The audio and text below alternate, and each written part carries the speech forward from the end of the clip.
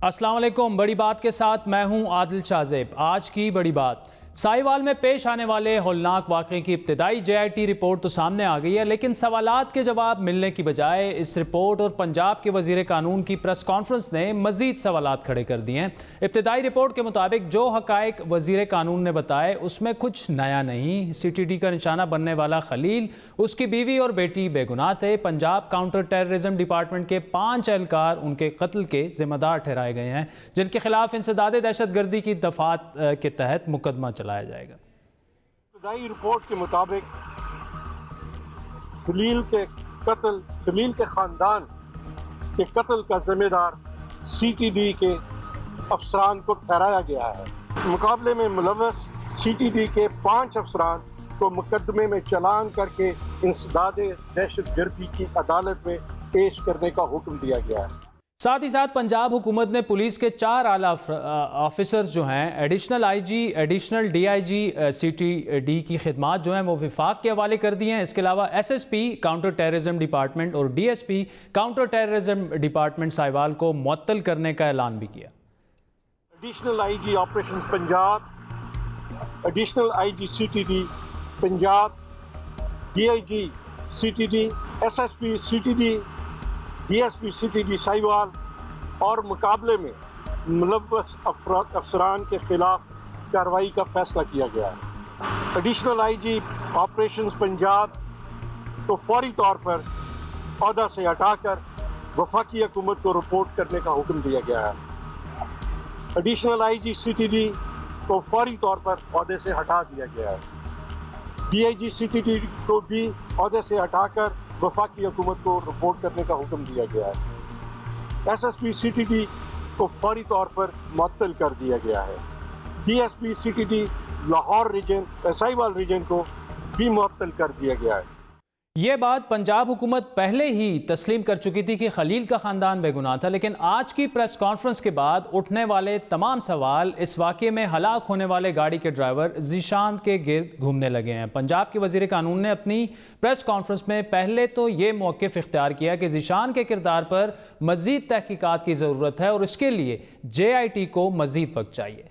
एक और शख्स हलाक हुआ था जिसका नाम ज़ीशान जावेद है, उसके मुतालिक मज़ीद हक़ाइक़ को सामने लाने के लिए, मज़ीद तफ्तीश के लिए JIT के सरबराह ने कुछ मोहलत मांगी है।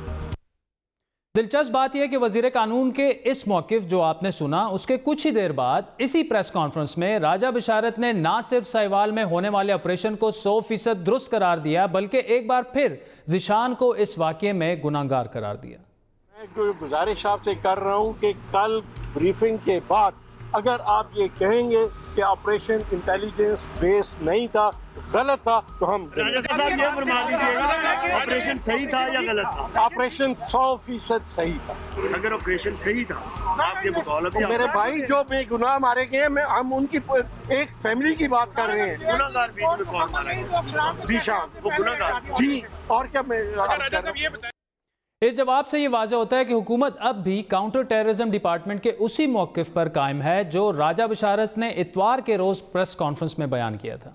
ये ऑपरेशन 100% इंटेलिजेंस बेस्ड पर और ठोस शाहिद और मुकम्मल मालूमात बमहज़ सबूत पर किया गया। दरअसल ज़ीशान के कुछ अर्सा से दाइश के एक ख़तरनाक नेटवर्क के साथ ताल्लुकात थे और ये काम कर रहा था। इस वाक़े में ऑलरेडी कोलैटरल डैमेज हुआ, ये तो हम तस्लीम कर रहे हैं। अगर ज़ीशान के किरदार पर सवालात मौजूद हैं और ये साबित नहीं हुआ कि वो वाकई दहशतगर्द था और अभी मज़ीद तहकीक की ज़रूरत थी, तो फिर राजा बिशारत ने थोड़ी ही देर बाद उसे गुनहगार क्यों करार दिया? एक ही प्रेस कॉन्फ्रेंस में पहले ये बताया जा रहा है कि JIT को मज़ीद टाइम चाहिए ताकि ये तहकीकात कर सके कि ज़ीशान गुनहगार था या नहीं। उसके अगले 1 मिनट के बाद वही राजा बिशारत साहब, बड़े रिस्पॉन्सिबल वज़ीर कानून है पंजाब के, वो उसी शख्स को खुद ही गुनाहगार करार दे रहे हैं। उन्होंने ऑपरेशन को भी दुरुस्त करार दिया। ये बात भी अहम है कि मकतूल ज़ीशान का भाई लाहौर की डॉल्फिन पुलिस फोर्स में मुलाजिम है और गुज़श्ता रात बड़ी बात में गुफ्तगू करते हुए उन्होंने सवाल उठाया कि अगर उनका भाई दहशतगर्द था तो फिर उन्हें पुलिस में मुलाजमत कैसे और क्यों दी गई।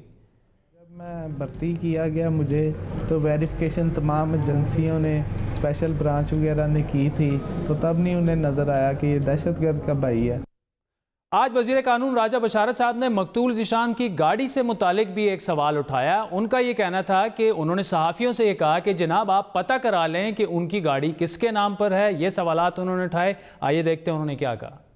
آپ کو بہت دسترس حاصل ہے انفارمیشن تک، آپ صرف ایک ہی بات اس پہ تھوڑی سی انفارمیشن اکٹھی کر لیں کہ جو گاڑی جس کا انکاؤنٹر ہوا وہ گاڑی کس کی ملکیت تھی، وہ کس کے نام پر ہے اور وہ کون لوگ۔ ناظرین، گزشتہ رات بڑی بات میں مقتول ذیشان کے بھائی سے ہم نے یہی سوال کیا تھا کہ گاڑی کس کے نام پر تھی، اور یہ بتایا جا رہا ہے کہ وہ گاڑی جو تھی وہ کسی مشتبہ دہشت گرد یا شدت پسند کے نام تھی۔ انہوں نے کیا کہا؟ 25 سال سے ہم ادھر رہ رہے ہیں، تب نہیں انہیں نظر آیا یہ دہشت گرد ہے، تو یہ گاڑی کہتے ہیں کہ ملوث رہی ہے پیچھے، تو گاڑی 8 ماہ ہو گیا ہماری گلی کے باہر گھر کے باہر کھڑی ہوتی ہے، اسلام آباد گئی ہے اتنی بار، ادھر ادھر بھی، تب نہیں انہیں نظر آئی ہے۔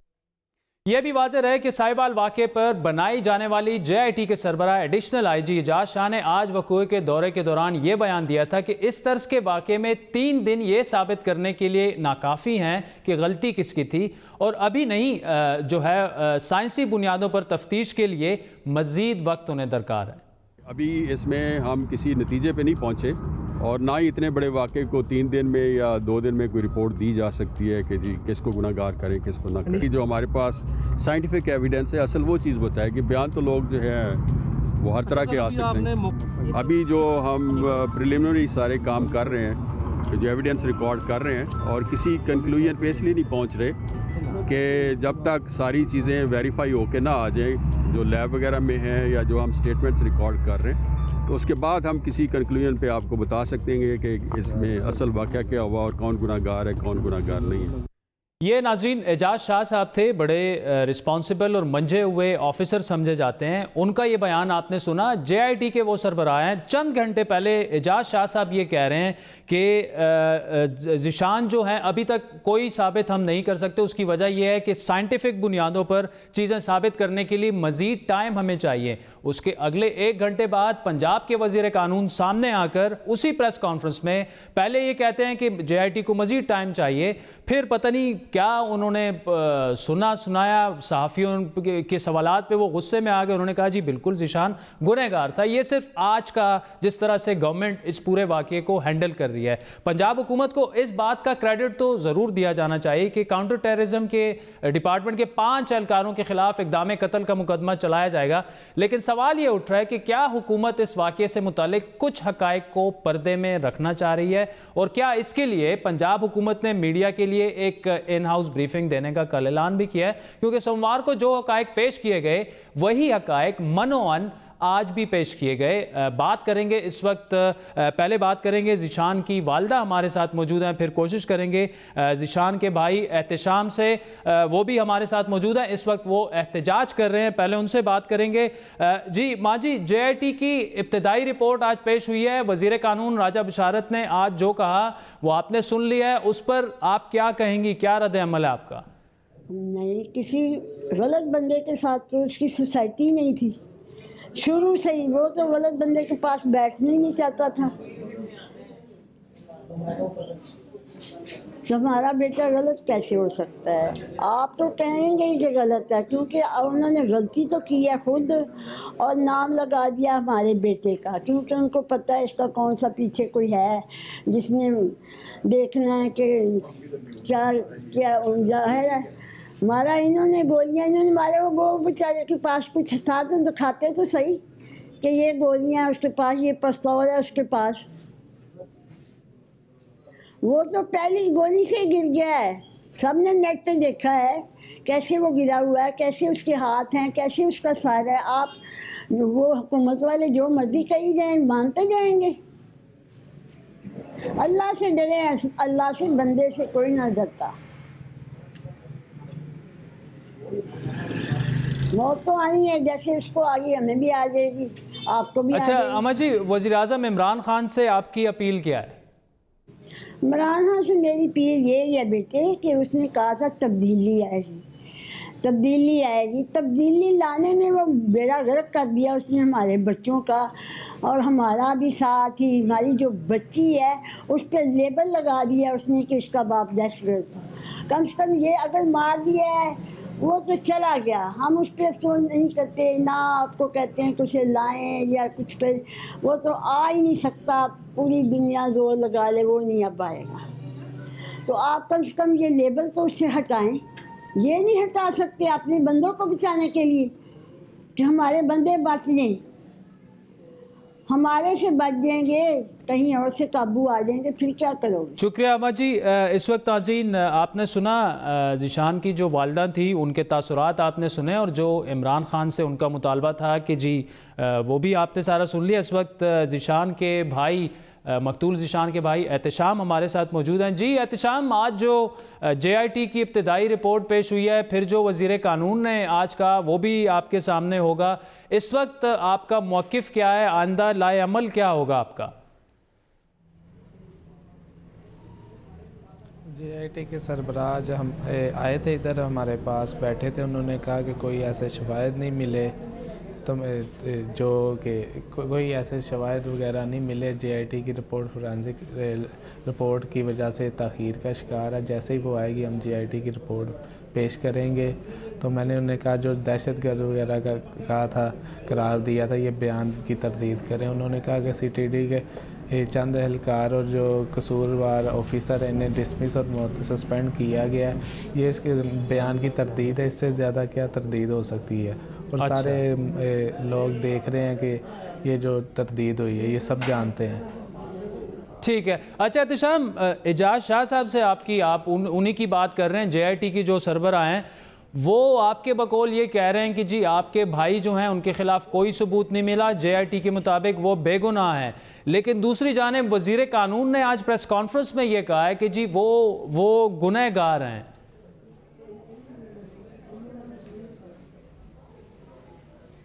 नहीं, मैंने ये प्रेस कॉन्फ्रेंस उनकी नहीं देखी, तो पर मैं उनके पास JIT के सरबराह के पास बैठा रहा, उन्होंने कहा कि तमाम रिपोर्ट फोरेंसिक जो रिपोर्ट आएंगी उस पर है। ठीक है। चलें एहतशाम, बहुत बहुत शुक्रिया, आप हमारे साथ थे। नाज़रीन, इस वक्त तहरीक इंसाफ के रहनुमा वलीद इकबाल ने हमें ज्वाइन किया। वलीद इकबाल साहब, ज़ीशान की वालदा से हमारी बात हुई, उनके भाई से भी हुई।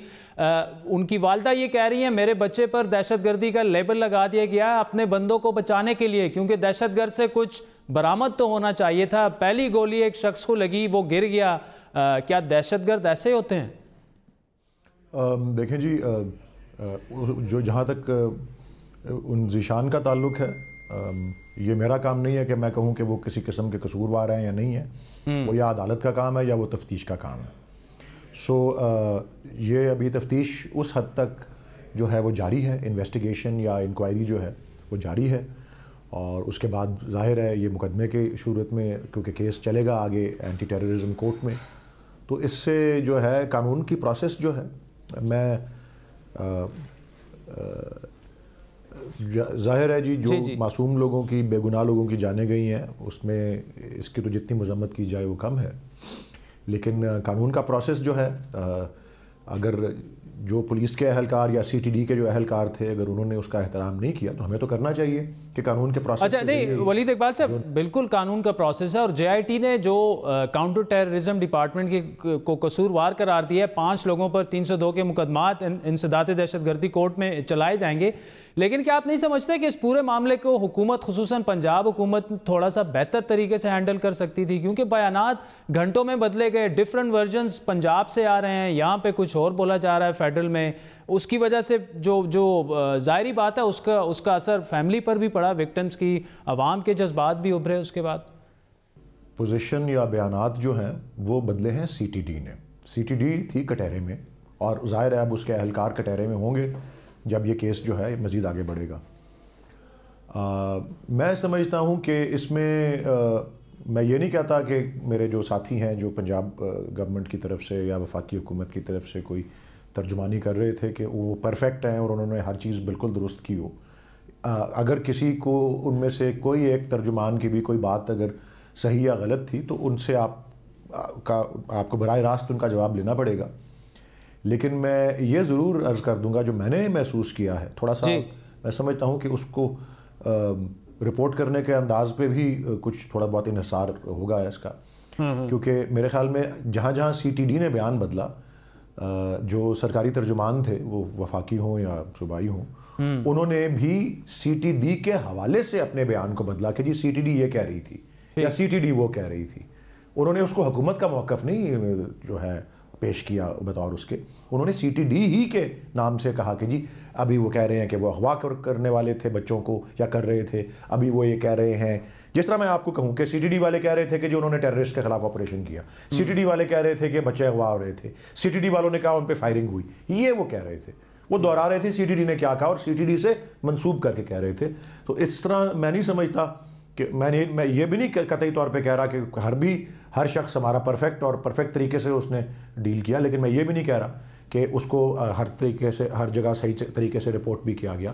بہرحال مجھے اس بات کی تسلی پہلے بھی تھی اور اب بھی ہے کہ کوئی پولیس اہلکار، سی ٹی ڈی اہلکار، سرکاری اہلکار اگر اس میں قصوروار ہے، ظلم و تشدد کا، قتل کا یا مرتکب ہے ایسی چیز کا جو کہ سزا کی مستحق ہے، مجھے اس بات کی تسلی تھی اور اب بھی. ٹھیک، چلیں، بہت شکریہ ولید اقبال صاحب. جس طرح اگر انفارمیشن منسٹر جو کچھ کہے گا یا لا منسٹر جو کچھ کہے گا، میڈیا تو اسی طرح اس کو رپورٹ کرے گا اور ان کے پاس را انفارمیشن آتی ہے، پھر آگے ان کا کام ہے رسپانسبلی کس طرح اس کو پروسیس کیا جاتا ہے. ناظرین، وقت ہوا چاہتا ہے ایک بریک کا، جس کے بعد بات کریں گے. سائیوال واقعے پر ہم نے بات کی، لیکن اس پورے معاملے میں چیف منسٹر عثمان بزدار صاحب کی کارکردگی پر ایک دفعہ پھر سوالیہ نشانات جو ہیں وہ کھڑے ہو چکے ہیں. لیفٹ رائٹ ان پر تنقید ہو رہی ہے، لیکن کیا عمران خان صاحب جو اپنے آخری دورہ لاہور میں یہ کہہ چکے ہیں کہ جب تک تحریک انصاف کی حکومت ہوگی پنجاب میں عثمان بزدار میرے وزیر اعلیٰ ہوں گے،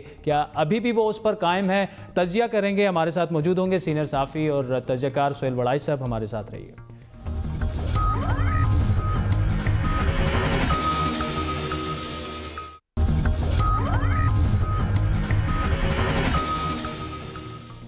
ویلکم بیک ناظرین. سینئر صحافی و تجزیہ کار سہیل وڑائی صاحب ہمارے ساتھ موجود ہیں. سہیل صاحب، سائیوال واقعے کو جس طرح سے مس ہینڈل کیا گیا، کیا آپ سمجھتے ہیں کہ یہ کوئی کور اپ کرنے کی کوشش تھی یا بزدار صاحب کی حکومت سے کرائسس میں مینیج نہیں ہو پایا، مس ہینڈل ہو گیا، یہ کیا ہوا؟ کیا میرا خیال ہے کہ کسی بھی حکومت کی کارکردگی دنوں سے نہیں جانی جاتی، ہمیشہ بحرانوں سے جانی جاتی ہے. کوئی گورنمنٹ کسی کرائسس میں کیسے پرفارم کرتی ہے، اسی سے پتہ چلتا ہے کہ اس کو سچویشن پر کتنا کنٹرول ہے. تو یہ دیکھیں، جو ایک حادثہ تھا، جو ایک غلطی تھی، اس کو حکومت نے اپنے ارد گرد جو ہے وہ لے آئی ہے.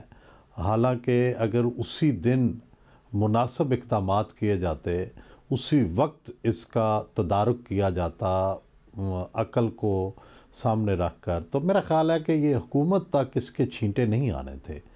لیکن انہوں نے کچھ ایسا کیا اپنی بے وقوفیوں، بدحواسیوں کی وجہ سے کہ یہ سارا کچھ ان کی طرف آ رہا ہے. ٹھیک، تو اسی سے گورنمنٹس کا پتہ چلتا ہے نا کہ وہ کرائسس میں کیسے بھی. اچھا وڑائی صاحب، اگر صرف اسی واقعے کو مد نظر رکھا جائے تو یہ صاف دیکھ رہے کہ مرکز اور پنجاب میں کوارڈینیشن کا فقدان ہے، کیونکہ یہاں پر وفاقی وزراء کچھ اور کہہ رہے تھے، وزیر اعظم کے ترجمان کچھ اور کہہ رہے تھے، وہاں پر صوبائی وزیر اطلاعات اور وزیر قانون کچھ اور کہہ رہے ہیں. اس کی کیا وجہ ہے؟ کیا یہ موقف جو یہ سوال ہے، کیا آپ سمجھتے ہیں کہ واقعی کوارڈینیشن کا فقدان ہے صوبے میں اور وفاق میں؟ جی، یہ تو صاف ہمیں نظر آ رہا ہے نا کہ یہ کوئی کوارڈینیٹڈ ایفرٹ نہیں ہے کسی بھی چیز میں. کوئی قانون سازی نہیں ہو رہی، کوئی پالیسی نہیں آ رہی، کوئی واضح اعلان نظر نہیں آ رہا. ورکنگ سلو ہے، ہر فیصلہ جو ہے اس میں وقت لگتا ہے. تو یہ تو پہلے سے نظر آ رہا ہے، وفاق اور صوبے دونوں میں یہی کنڈیشن ہے. اور کرائسس جو ہے وہ اس سچویشن کو ایکسپوز کر دیتا ہے. صرف یہ ہوا ہے کہ اس کرائسس کی وجہ سے جو ہمیں پہلے سے نظر آ رہا تھا کہ جو چیزیں ٹھیک ہونے والی ہیں وہ ایکسپوز ہو گئی ہیں. اچھا، ایسے میں پھر وڑائی صاحب، خان صاحب تو یہاں تک کہہ گئے تھے کہ جب تک پنجاب میں تحریک انصاف کی حکومت رہے گی بزدار ہی میرے وزیر اعلیٰ ہوں گے اور کوئی ان کو نہیں ہٹا سکتا. تو اب کیا آپ سمجھتے ہیں کہ عمران خان صاحب جو ہیں وہ فیصلہ تبدیل کرنے کے موڈ میں ہیں یا ابھی بھی بزدار صاحب کو وہ بیک اپ کرتے رہیں گے؟ نہیں، میرا خیال ہے کہ وہ فیصلہ کر لیں گے. رولنگ ہیڈز جو ہے وہ کبھی ان کا مسئلہ نہیں رہا. وہ بڑے اعتماد سے لاتے ہیں، لیکن جب کسی کی کارکردگی ٹھیک نہیں دیکھتے تو انہیں تبدیل کرنا بھی ماضی کی تمام مثالوں سے واضح ہے. سب سے زیادہ اگر کوئی لوگ بدلے ہیں تو وہ تحریک انصاف کے پنجاب کے ہیڈ بدلے ہیں، جو اتنے بدلے ہیں کہ شاید ہی کسی سیاسی پارٹی کے اتنے ہیڈ آئے ہوں. تو اس لیے عمران خان جب ایک خاص حد تک کانفیڈنس دیتے ہیں، سپورٹ کرتے ہیں، لیکن جب وہ اس نتیجے پہ پہنچتے ہیں یا ان کو اس نتیجے کے بارے میں بتایا جاتا ہے تو پھر میرا نہیں خیال کہ وہ فیصلہ تبدیل کرنے میں کوئی دیر لگائیں گے.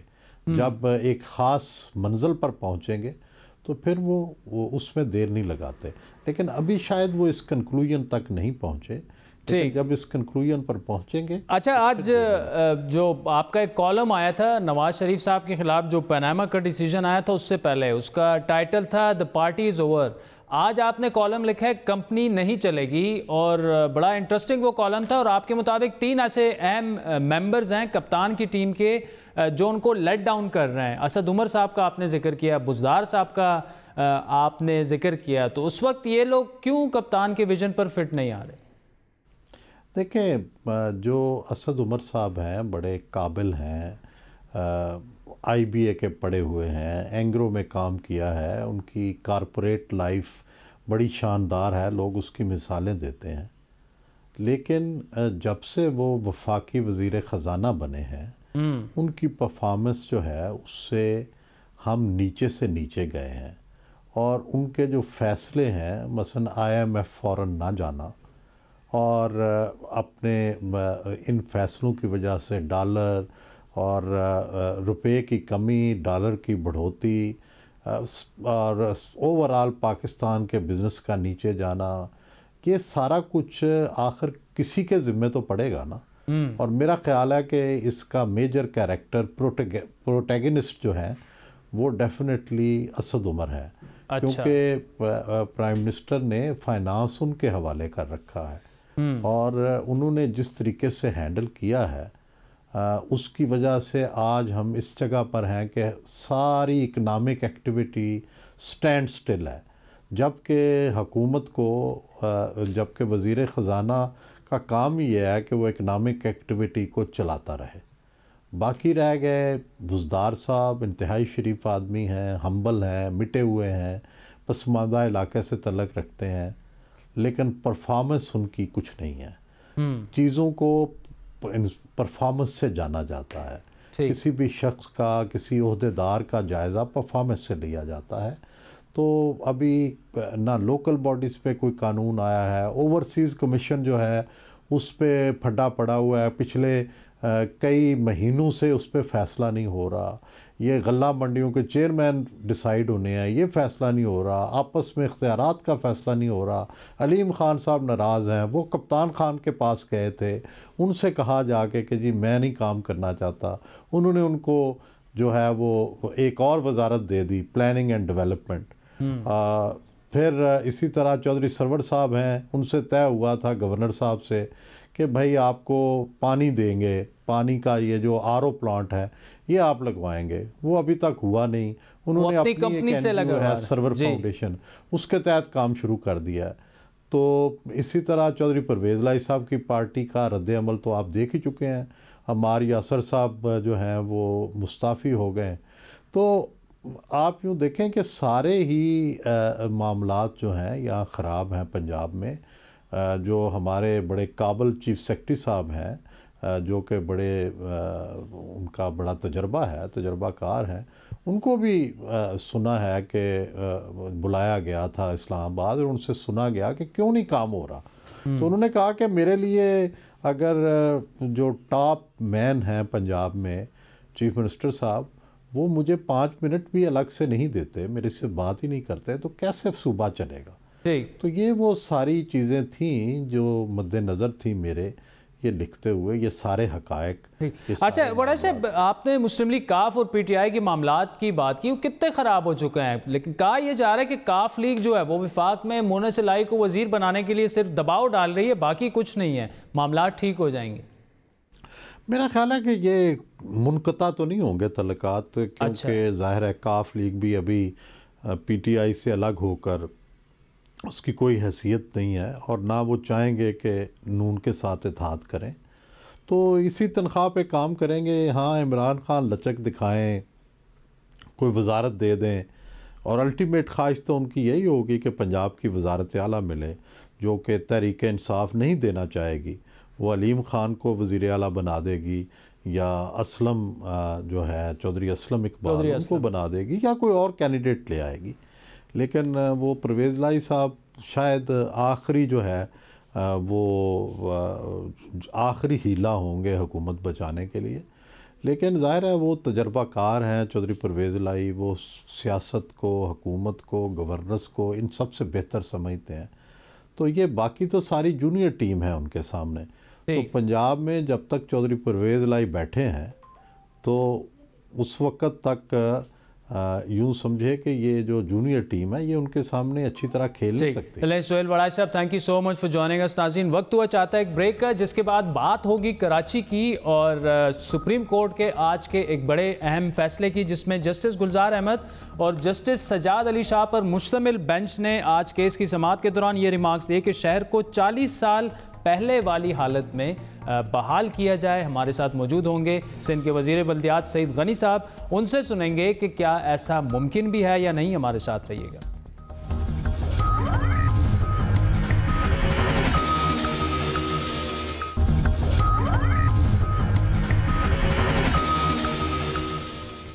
سپریم کورٹ کا بڑا فیصلہ، کراچی میں رہائشی گھروں اور عمارتوں کو کمرشل مقاصد کے لیے استعمال کرنے پر مکمل پابندی عائد کر دی گئی. جسٹس گلزار احمد اور جسٹس سجاد علی شاہ پر مشتمل بینچ نے آج کیس کی سماعت کے دوران ریمارکس دیے کہ شہر کو 40 سال پہلے والی حالت میں بحال کیا جائے. جو عمارت ماسٹر پلان سے متصادم ہے اسے گرا دیں، چاہے کتنی عمارتیں ہوں سب گرا دیں. عدالت نے رہائشی پلاٹس پر شادی ہالز، شاپنگ سینٹرز اور پلازوں کی تعمیر پر بھی پابندی عائد کرتے ہوئے گزشتہ 30 سے 40 سال کے دوران بنائے جانے والی ایسی تمام تعمیرات کی تفصیلات بھی طلب کر لی ہیں. سماعت کے دوران عدالت نے شدید برہمی کا اظہار کیا. جسٹس گلزار احمد نے سوال کیا کہ کیا اس شہر کو وفاق یا سندھ حکومت کے حوالے کر دیں، ان کے ماتحت کر دیں؟ اگر بلدیاتی حکومت سے شہر نہیں چلتا تو سندھ حکومت شہر کو ٹیک اوور کر لے. جسٹس گلزار نے ایڈیشنل ایڈوکیٹ جنرل سے مخاطب ہوتے ہوئے ریمارکس دیے کہ ختم کر دیں بلدیاتی حکومت. یہ خود کو شہر کا گاڈ فادر کہلواتے ہیں، انہیں سٹی کے فادر کی الف بے بھی نہیں معلوم. بڑے سخت ریمارکس آ جائے معزز جج صاحبان کے. اگر ان سے شہر نہیں چلتا، بڑے سخت ریمارکس پھر تو کوئی وہ ڈیرہ آ کر کیا اسے چلائے گا. عدالت نے سندھ بلڈنگ کنٹرول اتھارٹی کے ڈی جی افتخار قائم خانی کو بھی آڑے ہاتھوں لیا. جسٹس گلزار نے افتخار قائم خانی سے مخاطب ہوتے ہوئے ریمارکس دیے کہ آپ کا چپڑاسی ارب پتی نہیں تو کروڑ پتی تو ضرور ہوگا. شہر کو لاوارث جنگل اور گٹر بنا دیا آپ لوگوں نے. شہر کا حال دیکھ کر کیا کسی کو شرم آتی ہے؟ ایس بی سی والوں کو صرف اربوں روپے بنانے کی پڑی ہے. جسٹس گلزار نے ڈی جی کو مخاطب ہوتے ہوئے ریمارکس دیے کہ آپ اور آپ کے آفیسرز آگ سے کھیل رہے ہیں، کچھ تو شرم کریں، ہمیں پیسے چاہیے، اس شہر کا کوئی خیال نہیں. انہوں نے سوال کیا کہ گلی گلی میں شادی ہال، شاپنگ سینٹرز، پلازوں کی اجازت کون دے رہا ہے؟ کیا اس شہر کو وفاق کے حوالے کر دیں؟ جسٹس گلزار احمد نے ریمارکس دیے کہ جو عمارت اصل ماسٹر پلان سے متصادم ہے اسے گرائیں. شہر کو 40 سال پہلے والی حالت میں بحال کریں، چاہے کتنی عمارتیں ہوں سب گرائیں.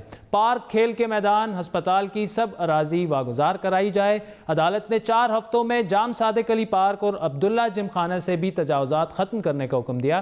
اہم بات یہ ہے کہ سپریم کورٹ نے ایس بی سی اے کو کمرشل عمارتوں کے لیے این او سی جاری کرنے سے روک دیا ہے، جبکہ سندھ حکومت سے تجاویز مانگی ہیں کہ کراچی شہر کو 40 سال پرانی حالت میں کس طرح بحال کیا جائے، یہ ہمیں بتایا جائے. سپریم کورٹ کا حکم اپنی جگہ، 40 سال پہلے والی کراچی کی آبادی اور آج کی کراچی کی آبادی اور ضروریات میں زمین آسمان کا فرق ہے. کیا 40 سال پہلے جیسا کراچی بحال ہونا ممکن ہے؟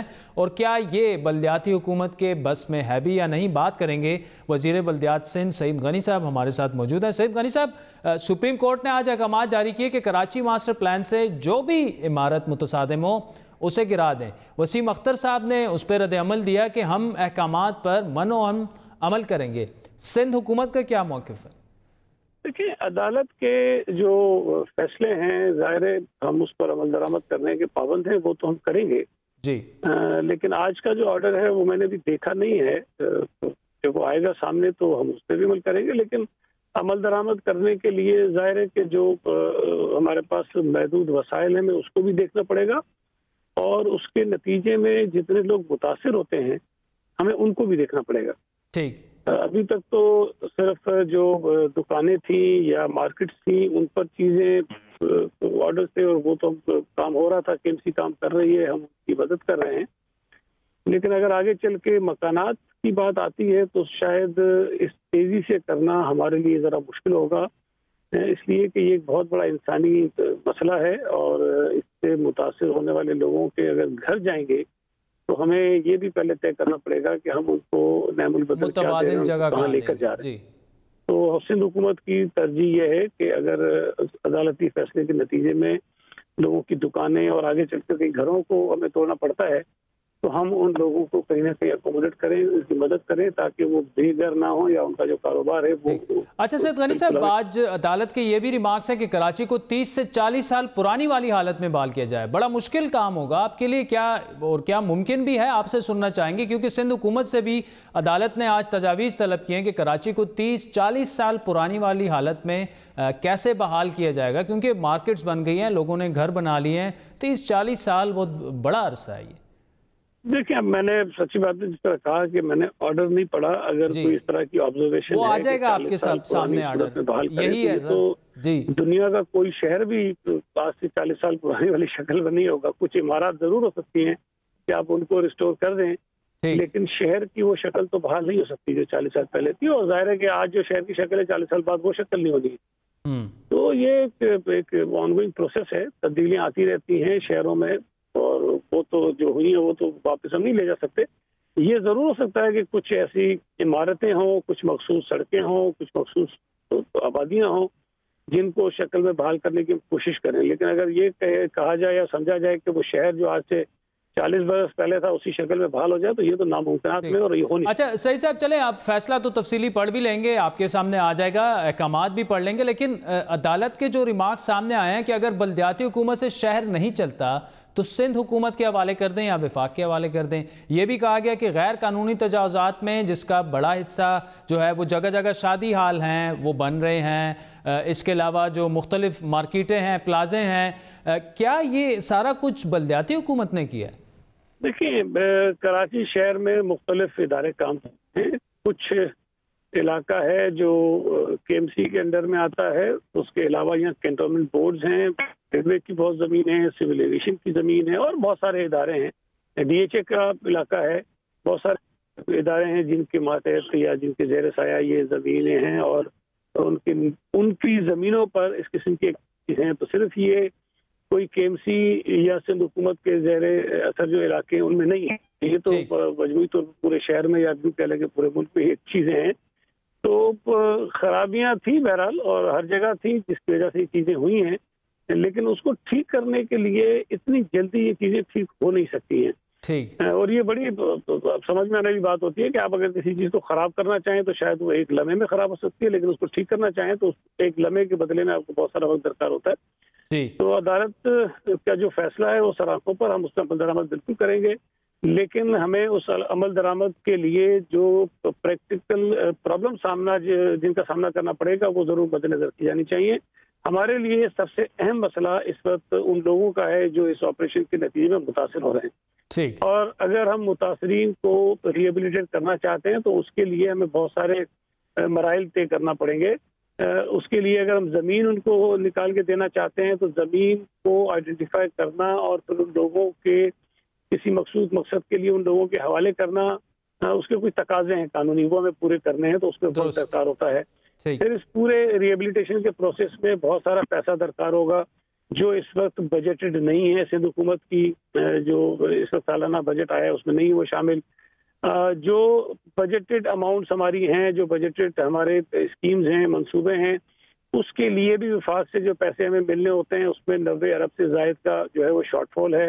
जो बजट हमने बनाया है उसके पैसे हमें नहीं मिल रहे हैं, उसके साथ साथ अगर ये एडिशनल बर्डन हमारे ऊपर आएगा तो उसका भी हमें पैसा अरेंज कहीं ना कहीं से करना पड़ेगा। तो ये बहुत सारी हकीकतें हैं जिसका हमें एहसास होना चाहिए और उनको सामने रखकर हम अमल दरामद कराएंगे चीज़ों को।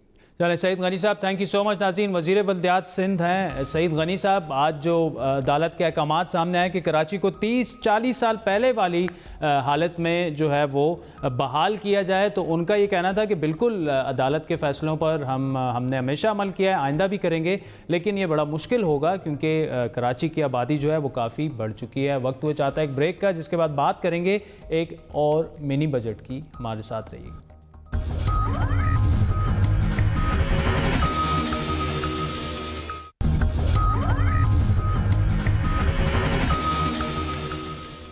वेलकम बैक नाज़रीन। दिन ब दिन बिगड़ती माशी सूरत हाल को संभालने के लिए हुकूमत एक इंतहाई अहम कदम उठा रही है। वज़ीर ख़जाना असद उमर कल एक नया मिनी बजट पेश करेंगे। वफाकी वज़ीर इत्तलात फवाद चौधरी के बकौल कल का दिन अहम होगा क्योंकि हुकूमत अपना इक़्तिसादी विजन देगी। फवाद चौधरी के मुताबिक हुकूमत ने पहले 6 माह में अदायगियों के तवाज़न को समेटा और साबिक हुकूमत की तबाह कुन इक़्तिसादी पॉलिसी से पैदा मालियाती इमरजेंसी से निपटा गया और अब 2019 आ गया, तो 2019 के लिए फवाद चौधरी के बकौल असल अहदाफ के हुसूल का उनके लिए साल है। वज़ीर इत्तलात का दावा ये है, इसलिए भी उनका ये दावा अहम है कि माशी पॉलिसी पर हुकूमत मुसलसल गैर यकीनी का शिकार रही है।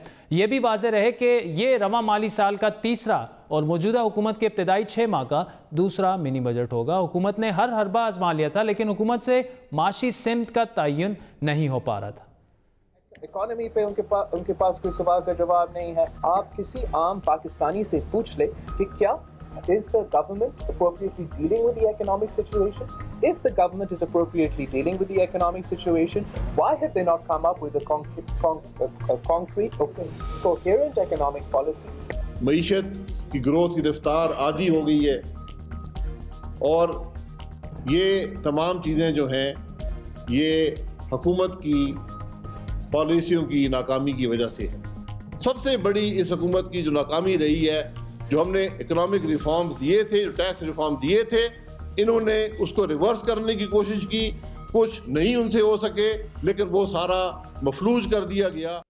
कल पेश होने वाले मिनी बजट को 5 साला ट्रेड पॉलिसी फ्रेमवर्क का नाम दिया गया है। हुकूमत का दावा है कि यह बजट कारोबार में इस्तेकाम, दरामदाद, ज़राअत और सनती शुबे की बेहतरी के लिए अहम होगा।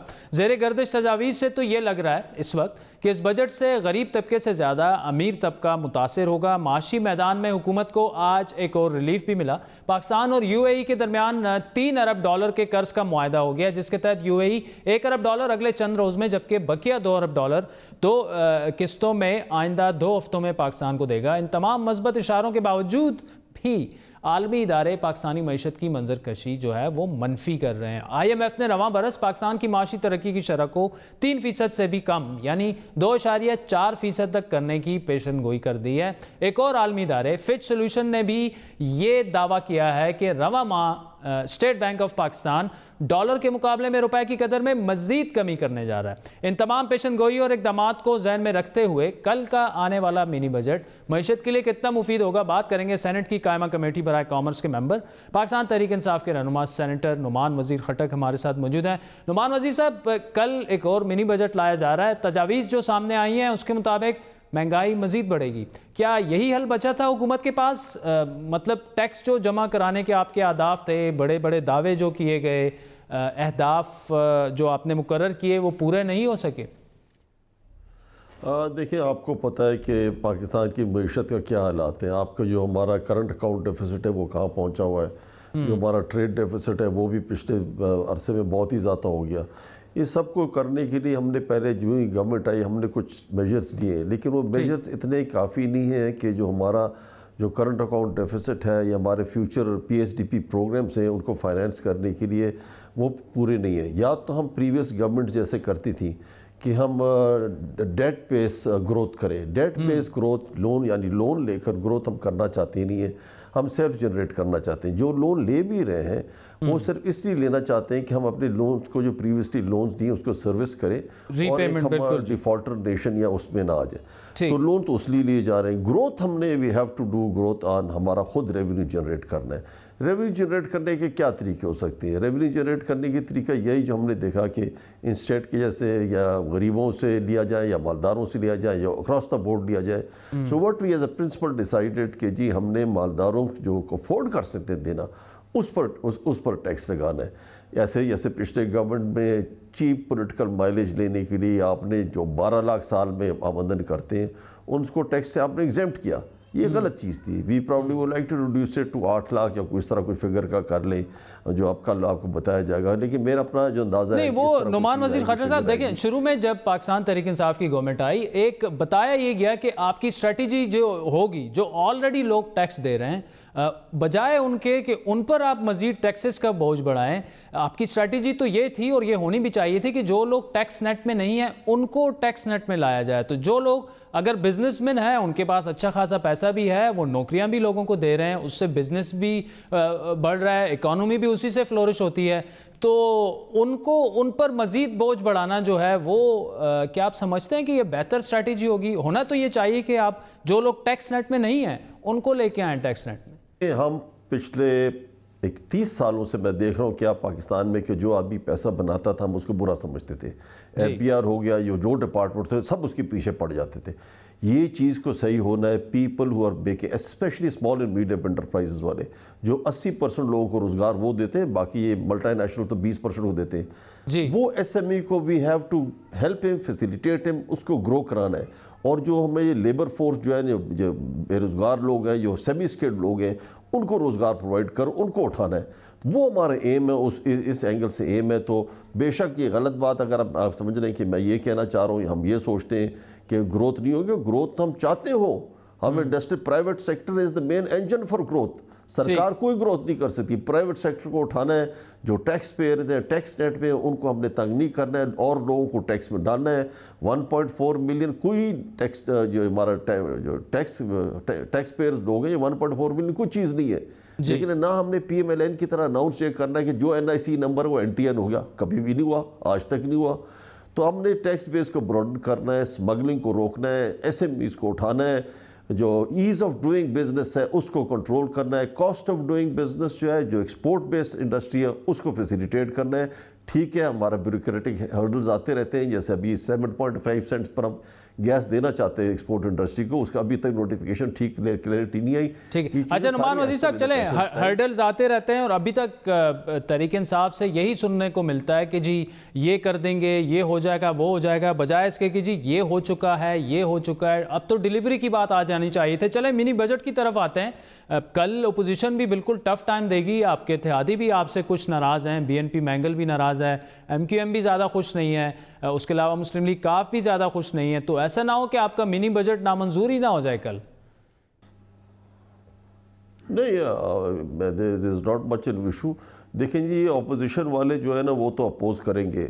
मैं सेनेट पे बार बार मैं कहता रहा हूँ अपोजिशन वालों को, ये मैं आपको जब भी बातें कर रहा हूँ इससे बेहतर मुझे तजवीज़ कर दे, PTI will follow that thing. आज तक एक बेहतर तजवीज़ तो दे ना, रिटोरिक ना करे ना, ऐसी ना करें कि गरीब को मार दिया, सरमाएदार को मार दिया. ये ऐसी रिटोरिक है. आप फैक्ट्स एंड फिगर्स में बात करें, हमारे साथ आकर बात करें, सेनेट में करें, मिनिस्ट्री से करें, जिससे करें, लेकिन ऐसी बातें ना करें जैसे आजकल साहिवाल के इशू को भी एक वो बना दिया है, अनफॉर्चुनेट कि उसको पॉलिटिकल इशू बना दिया है. मेरे इसको दूसरी तरह देखना चाहिए था. तो इसको फाइनेंसेस, एनर्जी. देखिए जी, मुझे सबसे अच्छी चीज़ क्या लग रही है आजकल? सबसे अच्छी चीज़ ये लग रही है कि आजकल TV चैनल्स पर इकॉनमी पर बातें हो रही हैं. पास हुकूमत में कभी बातें नहीं होती थी. ये एक another big ray of hope कि आज चैनल्स इकॉनमी पर, एनर्जी पर, इन चीज़ों पर बातें करती हैं. एक्सपोर्ट कैसे करें. अपोजिशन वाले भी करंट अकाउंट डेफिसिट किसको पता नहीं था, आज सबको करंट अकाउंट डेफिसिट भी पता लग गया, ट्रेड डेफिसिट भी पता चला, ऑल बिकॉज ऑफ PTI.